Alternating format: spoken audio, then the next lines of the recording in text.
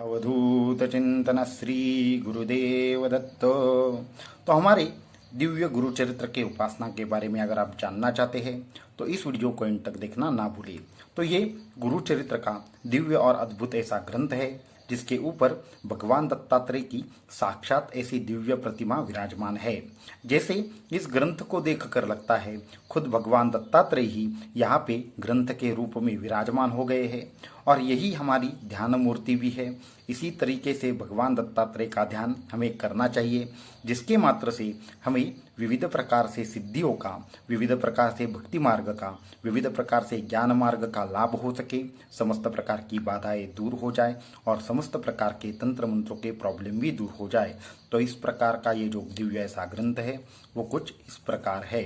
तो ये ग्रंथ है वो हमें हमारे गुरु ने दिया था और उसके बाद इस ग्रंथ का हमारा हमेशा के लिए ही अध्ययन होता है। हमारे जो भी चीज़ें हैं उसमें गुरु चरित्र का नित्य पारायण हमेशा होता है। तो ये इस तरीके का इस जो पहला पेज है वहाँ पे दत्तात्रेय की दिव्य जो परंपरा है वहाँ का यहाँ पे उस चित्रण किया गया है। जैसे कि ये भगवान दत्तात्रेय है, नरसिंह सरस्वती स्वामी महाराज जी है, श्रीपाद श्री वल्लभ है और स्वामी समर्थी जी है। इस तरीके की दिव्य हमारी जो परंपरा है, भगवान दत्तात्रेय के अवतार है, उनके बारे में यहाँ पे दिया गया है। इसके बाद में यहाँ से गुरु चरित्र का जो पहला अध्याय है वो शुरू होता है इस श्लोक से, बालार्क प्रभमिंद्र नील जटिल भस्मांग रागोज्वलम। तो इस तरीके से ये जो श्लोक है वहाँ पे ये शुरू होता है। तकरीबन ये 52 अध्याय का ग्रंथ है। ये देखिए इसकी साइज कितनी है, क्या है, किस तरीके से है, ये यहाँ पे आपको दिख रहा होगा। तो फिर इसका हर एक जो अध्याय है उसका हर रोज एक बार साधक को पठन करना चाहिए। इसके अध्याय भी बहुत अभूतपूर्व है। इस तरीके से यहाँ पे जितने भी अध्याय है उसमें क्या क्या होगा क्या नहीं होगा, इस तरीके का जो वर्णन है वो यहाँ पे पहले से ही आया। तो हर अध्याय के शुरुआती में इस तरीके का वर्णन है जिससे पता चलता है कि किस अध्याय में क्या दिया है। जैसे देखिए, कलियुगमणे ब्रह्मयासी जिंके न समस्त लोकांसी जुआ लिंग जुआ रक्षणासी हारियसे आपणाते दीपकमणे विष्णुसी काय भक्ति देखो न्यम्मासी वर देसी परियेसी कवन कार्य सांग मज। तो इसका अर्थ क्या है कि यहाँ पे कलियुग का वर्णन है और दूसरा एक दीपक करके शिष्य था तो उसका भी वर्णन यहाँ पे है। तो वो गुरु भक्ति कैसे करता है, क्या करता है, इस तरीके का अध्याय इस तरीके का वर्णन इस अध्याय में आया है। तो थोड़ा पहला अध्याय का देखते हैं उसमें क्या दिया गया है क्या नहीं दिया गया है। तो जो पहला अध्याय है उसमें एक नामकर्णी नाम का शिष्य है जो गुरु भक्ति के लिए, गुरु के दर्शन के लिए, गुरु की प्राप्ति के लिए बाहर निकला है। उसे नरसिंह सरस्वती जी बहुत परीक्षा ले लेते हैं और उसे गुरु के दर्शन नहीं होते। तब जाकर वो प्रार्थना करने लगता है कि हमें क्यों आप दर्शन नहीं दे रहे हैं। तो इस तरीके की उनकी जो प्रार्थना है वो बहुत ही अद्भुत है। वो उनको नाम भी ऐसा बोल रहा है कि आप हमें, उनको बुला भरा कह रहा है भक्ति से। तो ये इनका वर्णन यहाँ पे आता है। तो उन्होंने किस तरीके से यहाँ पे कहा है वो देखेंगे।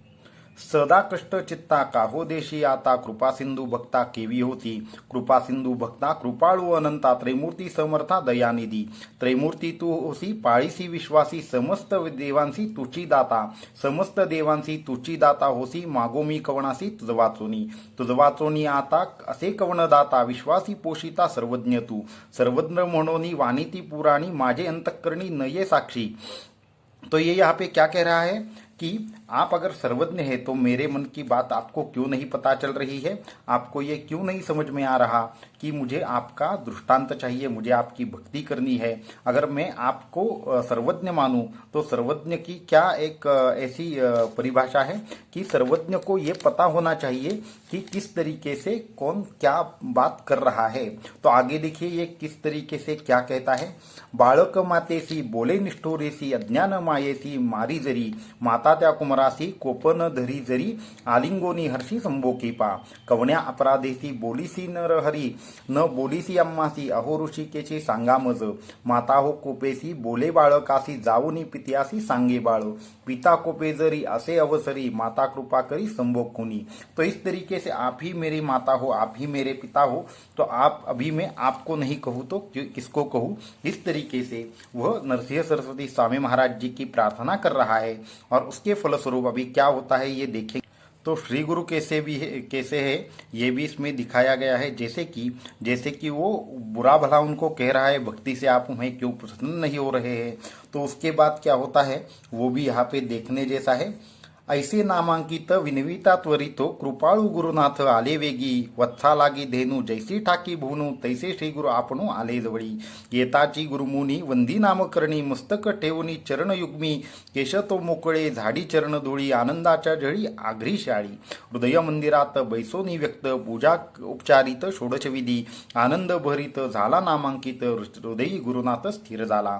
तो इस तरीके की ये चीज है कि गुरु हमारी परीक्षा देखते हैं और उसके बाद प्रसन्न होते हैं। और भक्तों को भी चाहिए कि जब भी उनके बारे में बुरा भला कहते हैं, क्यों कहते हैं, क्योंकि वो प्रसन्न होने चाहिए।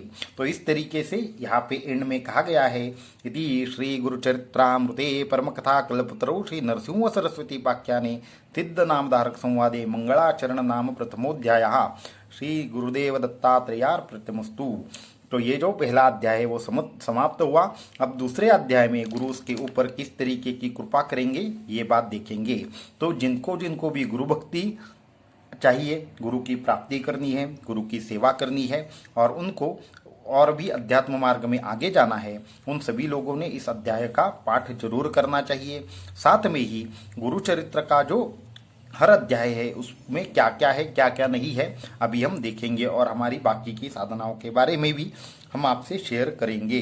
तो जिनको भी ये अध्याय पठन करना है उनको बहुत ही जल्द उनके ऊपर भगवान दत्तात्रेय की कृपा होगी।